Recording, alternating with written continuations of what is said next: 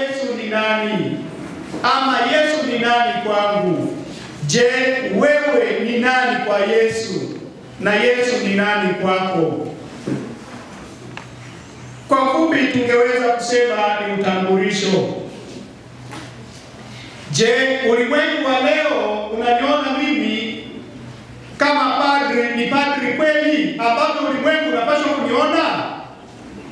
Unakuona kama baba wa familia kweli, ni baba wa familia kama ulimwengu unavyopaswa kukuona? Kama kanisa linavyopaswa kukuona? Unakuwa kijana, ni kijana Mkatoliki kweli kama kanisa linavyonuia kumuona kijana Mkatoliki?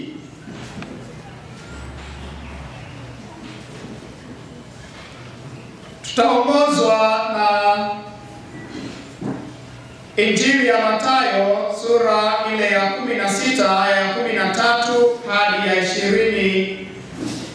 Vile vile Injili ya Marko sura ya 8 aya ya 27 hadi ya 30 na Injili ya Luka sura ya 9 aya ya 18 hadi ya 21. Mimi ni nani? Leo tukiwa tumekuja kwa ajili ya hija, tunamshukuru mtangulizi, msemaji wa kwanza ameeleza vizuri.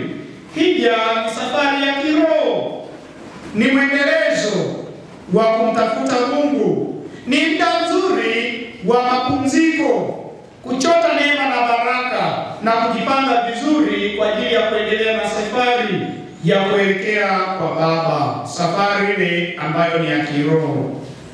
Kwa nini Yesu aliamua kuuliza mitume wake? Ni kwa jinsi gani watu wengine tofauti na mitume wake wanamtambua Yesu?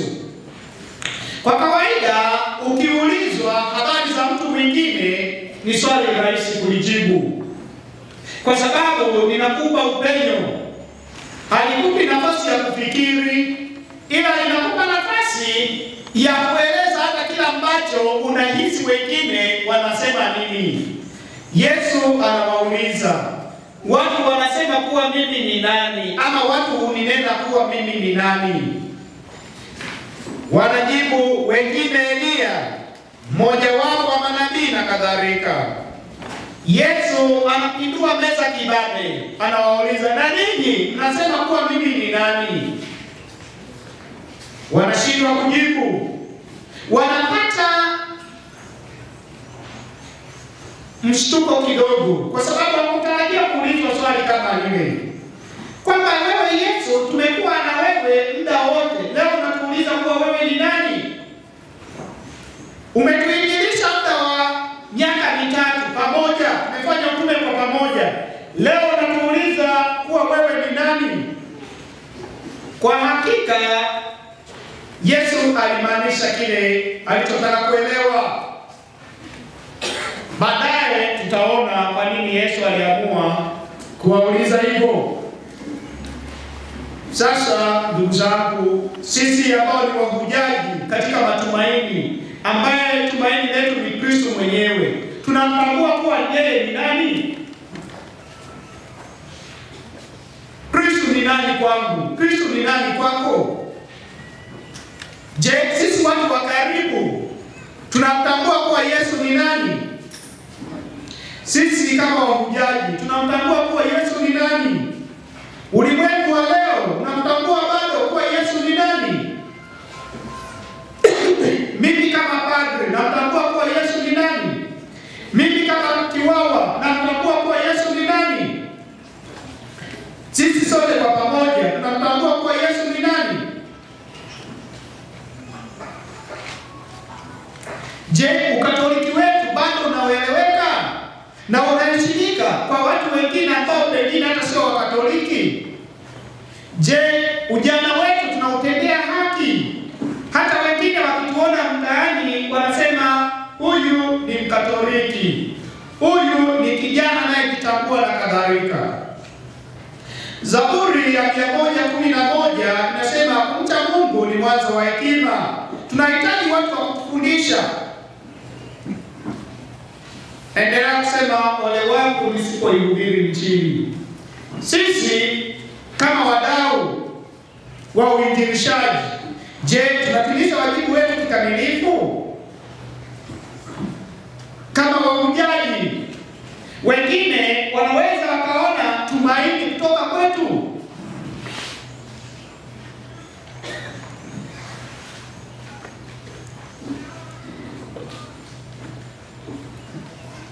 Ulimwengu una mtazamo tofauti pengine, kwa sababu vile tunavyoonekana na tunavyojionyesha katika ulimwengu. Unashindwa kutambua kama kweli bado sisi ni Wakatoliki kindakindaki au Wakatoliki wa msimu. Leo tumekuja kwa ajili ya hija. Je, tukumbuke tulikotoka? Kweli kilichotuleta ni kwa sababu ya hija? Au tumekuja kwa sababu tunatafuta wachumba? Tunakuja kwa sababu tunamendea vile vilivyoachwa ovyo tupite navyo na kadhalika. Kwamba hija hii imekuwa ni sehemu ya matumaini kweli. Tunapoondoka hapa baada ya tukio la kuhiji, tunaondoka kwa amani ama kwa masikitiko? Ulimwengu una mtazamo wa kupata vyeo, mali, kinyume kabisa cha mapenzi ya Mungu. Tunakumbuka kilichotuvutia pengine kuwa Wakatoliki, kuwa wanakwaya, kuwa viwawa, kuwa wawata na kadhalika, kuwa padri. Je, kilichokuleta ndio hicho ambacho tunaendelea nacho hadi leo? Wengine tunasema nilibatizwa nikiwa mdogo, la sivyo nisingekubali, ningekuwa Muislamu na kadhalika. Ndio maana siku hizi unaona mtu anakuwa baadaye anabadilisha dhehebu kwa sababu ni haki yake. Naomba tuone vitu vichache vinavyosababisha maanguko katika maisha yetu na ufuasi wetu kama Wakatoliki. Moja ni kuacha sala na kusali ovyo ovyo.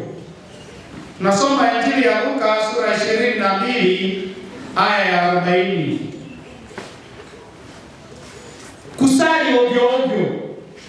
Tunasali kwa ajili ya kutimiza wajibu, kwamba niende tu kanisani kwa sababu baba ni mkali, lakini imetoka moyoni. Hata unapoenda kanisani, unaporudi, unakumbuka chochote kile kilichohubiriwa kanisani? Je, kabla ya siku ya kesho ambayo ni Jumapili, umepitia walau hata kujua masomo ya kesho yanatoka wapi?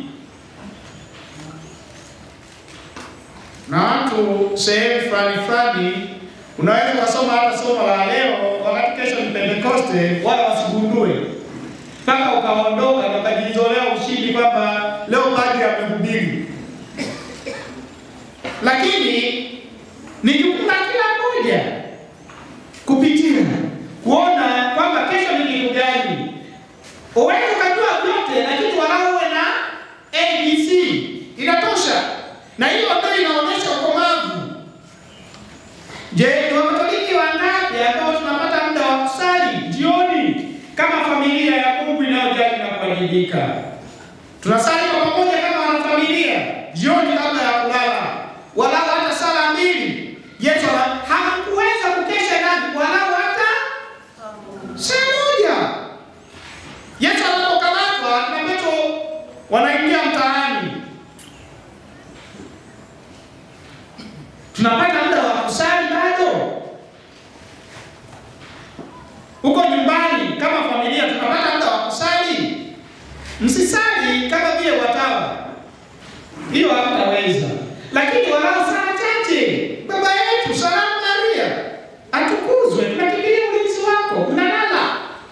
Je, tunapata huo muda au ni muda wa malumbano? Kusali ovyo ovyo na kuacha kusali, hayo hayawezi kutupatia tija. Ulimwengu hauwezi kututazama na kutuona kama wahujaji wenye matumaini. Tutakuwa wahujaji waliokata tamaa na wasiokuwa na mwelekeo. Pili ni kuwa na kazi nyingi. Kazi kweli zipo, ni nyingi,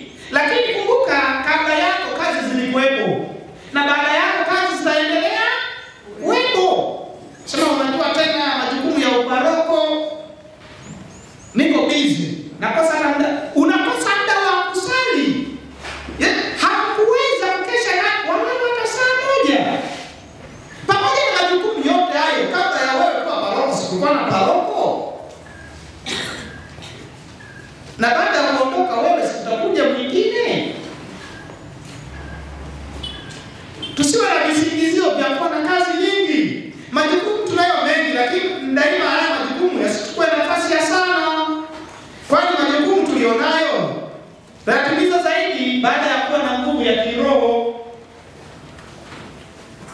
Roho Mtakatifu, tunaendelea na leo tunahitimisha novena ya Roho Mtakatifu, sio?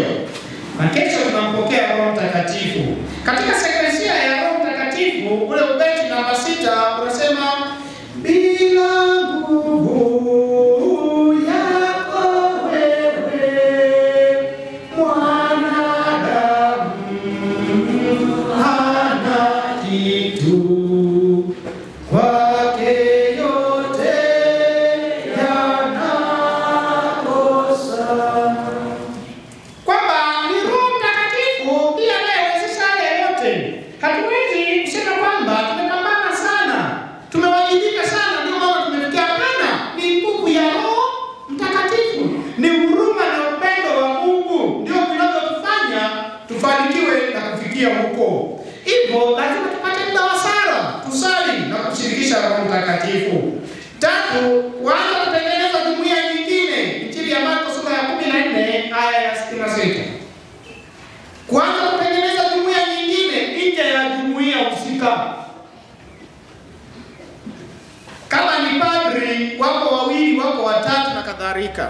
Unapoanza kutafuta jumuiya nyingine ni chanzo cha anguko. Kama familia, baba, mama na watoto, mkishaanza kutafuta familia nyingine nje ya familia yako oji, tayari hayo ni maanguko na mahangaiko. Hatuwezi tukafikia malengo yetu kama tutakuwa na mahangaiko hayo. Ukianza kutegemea jumuiya ambao ni nje ya jumuiya yako, wengi jumuiya, sala za jumuiya inategemea kila sehemu na sala siku gani na wakati gani. Ni mtawa, ukifika muda wa sala za jumuiya mgonjwa, hutaki tu kukutana na mwanajumuiya mwenzako. Hayo ni maanguko, tena anguko ovyo. Tunaona mfano wa Petro, alienda kwa Yesu baada ya kuwa amekamatwa. Ikawa baada ya kufika alipata ubaridi na kuanza kuota moto. Yesu anapokamatwa, Petro anatambua kwamba Yesu amekamatwa. Petro ndiye aliyesema hakuna anayeweza kukamata sisi tupo. Lakini Yesu anamwambia Petro, chunga mdomo wako, utanikana mara 3 wewe. Sasa Bwana, mimi nipo. Anapokamatwa Petro anaondoka, anaenda kuota moto. Anaanza kutafuta maisha jumuiya nyingine. Hata wale wasena waliokuwa wanaota nao moto wanamshtukia, wanasema mbona huyu kama hafanani na sisi wa utabangi? Wanasema, wanamuuliza, wewe si yule mfasi wa Kristo? Anasema wala simjui mtu huyu. Anasema lakini hapana, mbona kama mnafanana kuongea kwako? Anasema mnanifananisha, unajua duniani hapa watu ni wawili na kadhalika. Petro anamkana Yesu. Lakini wale watu wa mtaani wanagundua kwamba huyu sio wa kwetu. Huyu sio wa kwetu. Vile anavyoonekana sio aina yetu huyu. Amekosea. Sisi katika maisha fulani, wakati fulani pengine tunajiachia ovyo. Lakini ulimwengu unatuonaje? Unatuona kama tumepotea. Kwamba huko sio kwetu, tunapaswa kutoka. Turudi kwenye jumuiya zetu husika. Ni mara ngapi tumetafuta visingizio vya kukosa maisha ya jumuiya kwa ajili ya manufaa binafsi? Sisi tukiwa kama wahujaji wa matumaini, tunapaswa pia kuonesha tumaini kwa wale tulio nao, kwa jumuiya ile inayotuzunguka. Petro anaonekana kukosea njia, na hivi ulimwengu unajaribu kumrudisha taratibu, ingawa Petro hakurudi kwa haraka na wala hakuwa tayari kurudi katika njia iliyo njema zaidi. Lakini tambue kwamba Yesu anatuita pamoja na mapungufu yetu. Na kama Yesu anawaita wasiostahili ili awastahilishe aliyowaita. Tukishagundua hilo na kuelewa kwamba Mungu anawaita vizuri ili wastarishe aliyowaita, tutaitikia vizuri. Kuna wakati fulani unaona kama mimi sifai, lakini Yesu anasema mimi naona unafaa pamoja na mapungufu yako. Taomba baadaye tutawaona. Mwone Petro, Injili ya Yohana sura ya 21 aya 3.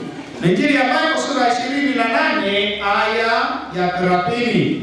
Jina la Simoni alipewa na wazazi wake, ingawa jina la Petro alipewa na Yesu. Simoni Petro alikuwa na ujasiri wa ajabu wa kuweza kuwashawishi wengine wakavue samaki, ingawa Yesu yuko katika mahangaiko. Petro pia alikuwa akikurupuka hata anapoambiwa arudi nyuma ni shetani. Petro anaambiwa rudi nyuma, shetani wewe, uyawazi aliyoyalani. Kuna wakati fulani Yesu anaturudisha nyuma. Kwa majanga yale tunayokutana nayo, anaturudisha nyuma. Rudi nyuma, kielele chako kajipange upya. Sio hivyo. Unafanikiwa tu kidogo, unataka kumzidi hata yule aliyekufanikisha. Yesu anakuambia rudi nyuma, unapata pigo. Ugonjwa na mengineyo yanayoendana na hayo. Anakurudisha nyuma, rudi nyuma. Uyawazi yaliyo ya Mungu, bali ya ulimwengu. Petro alitoa watu ujasiri wa kutembea juu ya maji. Hata katika maisha yetu kuna wakati tunapata ujasiri wa kusimama katika hali ya uovu, kusimamia uovu, rushwa, uongo, utekaji, wizi, jangili na hayo yanayoendana na hayo. Baadaye Petro anaimarika, anasema Bwana wangu na Mungu wangu. Anamwambia Petro, sasa wewe nitakukabidhi. Wewe ndiwe Petro, na juu ya mwamba huu nitafanyaje?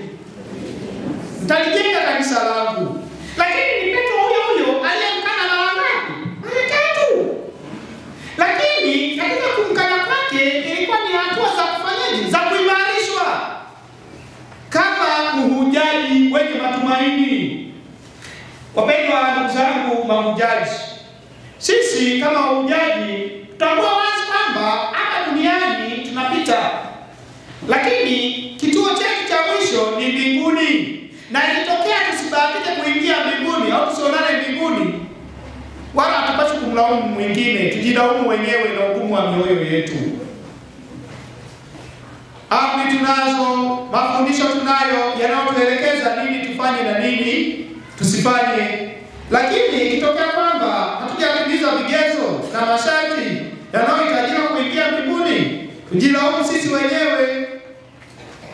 Petro anaporudishwa nyuma, shetani, rudi nyuma kwa kuwa uyawazi yaliyo ya nani? Ya Mungu. Anarudi nyuma, anaenda kujitathmini tena, ushetani wake uko wapi? Petro baadaye anapata nguvu, anarudi tena katika jumuiya yake. Naambia wewe ndiwe Petro, na juu ya mwamba huu nitalijenga nini? Kanisa langu. Yuda Iskarioti alikuwa ni miongoni mwa mitume waliopendwa sana na Yesu, ingawa hakuzidi ule upendo wa Yohani. Na fahamu Yohane alipendwa zaidi na nani? Na Yesu. Na alijulikana. Kwa lugha ya leo tungeweza kusema kwamba Yohane alikuwa ni chawa wa nani? Alikuwa ni chawa wa Mungu. Anaweza akaruhusu ujaribiwe, lakini anaweza akaruhusu ujaribiwe zaidi ya uwezo.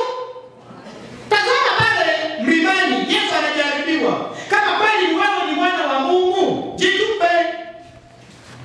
Usimjaribu, imeandikwa usimjaribu nini? Badili haya nawe kwa nini? Mkate. Anasema mtu hataishi kwa nini? Bado unaka upenyo. Hata usichomoke katika upenyo huo. Hata unajiachia mzima. Mwisho wa siku shetani, Mungu huyu. Mungu hawezi akaruhusu wao mpaka dakika ya Mungu. Anaweza akaruhusu ujaribiwe, lakini jaribu hilo hawezi akaruhusu mpaka mwisho. Ana namna nyingine ya kukutoa katika jaribu hilo. Utachi akili yako uweze kutafakari, lakini unapoelekea stop. Kwa nini unaendelea kwenda wakati unaona utoki? Kwa nini unaenda? Toka Sasa Yesu anataka tumtambulishe kwa wengine kuwa ni nani. Na kama hatujafahamu kuwa Yesu ni nani kwetu, ama Yesu ni nani kwako, hauwezi kumtambulisha kwa wengine. Je, wanapokuona wewe, wanaponiona nini? Wanamuona Kristo ndani mwangu? Wanamuona Kristo ndani mwako? Kwamba wanakuona una matumaini. Umekuwa sababu ya matumaini kwa wengine, wale wanaoendelea kumtafuta Kristo, au wanakuona ni mtu mwenye manunguniko, msongo wa mawazo, mwenye kero kila siku, hauna shukrani kwa Mungu? Je, utawaleta wengine? Bado tunayo matumaini? Tumaini letu. Wengine hawapendi huo wimbo na tuni hii kwa sababu mara nyingi inaimbwa katika mazingira ya nini? Ya kifo. Lakini si ndio tumaini? Kristo tumaini letu. Hakuna kwenda mbinguni bila kufa. Chembe ya ngano isipoanguka ikafa ubaki hadi, bali ikifa utoa mazao mema. Chanuni kujitahidi ufe katika hali njema basi. Alafu subiri mazao. Kufa lazima nitakufa, kama mimi najua nitakufa, ila nitakufaje, nitakufa lini, hiyo ni fumbo. Kwa sababu Mungu angeamua kuweka wazi kalenda ikaeleweka, mvurugano ungekuwa mwingi. Kwamba unavuruga ili uondoke, si ndio? Lakini sasa unaweza ukavuruga leo, unaishi miaka 10 mbele. Matokeo ya kuvuruga sasa yanakutafuna. Na wale waliostaafu wakauza kila kitu kwamba amekaribia kufa, hafi, yupo tu. Yaani uvuruge alafu umwachie nani mvurugiko huo? Ishi kwanza ukuvuruge na wewe, uzuri hadi unaondoka, kwani umefanyaje? Umekipata. Sasa tunaalikwa kuwa watu wenye matumaini. Pamoja na hayo mahangaiko tulio nayo, lakini daima Mungu anasikiliza. Mungu yuko tayari kutuponya. Anajua mahangaiko tulionayo. Lakini tumuombe bila kuchoka. Kwa kawaida tunaomba, lakini Mungu ndiye anayeamua ajibu lini. Kujibu anajibu, ila anajibuje na anajibu lini. Wewe unajiwekea mkataba, ndani ya hizi siku 3 lazima nipate mchumba. Kama sipati mchumba na hama dhehebu. Sio Mungu huyu, tafuta Mungu mwingine. Na kama unahama tu wala usihesabu hizo siku. Mungu ana namna yake. Wewe umechelewa kupata mchumba, kumbe ana namna yake, anakuepusha. Unakuja umechumbiwa, baadaye umeenda jumla. Unarudi lini hawaonekani tena. Na wewe umeshatangaza jimbo linamgombea, kumbe utanjia. Hata wale waliokuwa na nia njema wanaacha kuja wakifikiri kuna mnani. Unamgombea, kumbe ni mpita njia. Omba tu. Inawezekana Mungu anakuepusha na mazingira fulani. Mahangaiko ni mengi tungali hapa duniani. Hiyo lazima tukubaliane. Mahangaiko ni mengi, lakini mahangaiko hayo yasitufanye tukashindwa kumkiri Kristo ni nani. Tukashindwa kumuonesha kwa watu wengine Kristo ni nani. Wewe ndiwe Kristo, mwana wa Mungu aliye nini? Aliye hai. Na hivi tutaweza kumuonesha kwa maneno na matendo.